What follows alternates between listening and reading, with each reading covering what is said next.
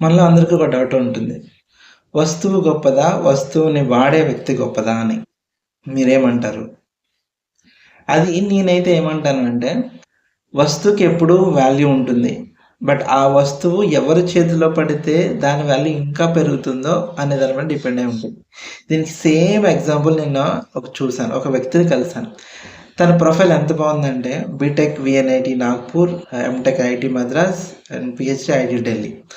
అయితే పిహెచ్డి చేసినప్పుడే ఆయన ఒక మంచి వ్యక్తి దగ్గర పడ్డాడు. అంటే ఒక గైడ్ మంచి వ్యక్తి. ఇప్పుడు తను ఐఐటి రూర్కీ డైరెక్టర్ అంట.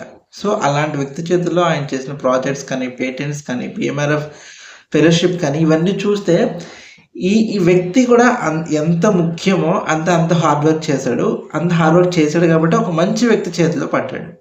కాబట్టి మనం మంచి హార్డ్ వర్క్ చేస్తే మనం మంచి చేతిలో పడతాం. మనం ఇంకా షైన్ అవుతాం. మన వాల్యూ ఇంకా పెరుగుతుంది. కాబట్టి 2 ముఖ్యమే. ఏమంటారు?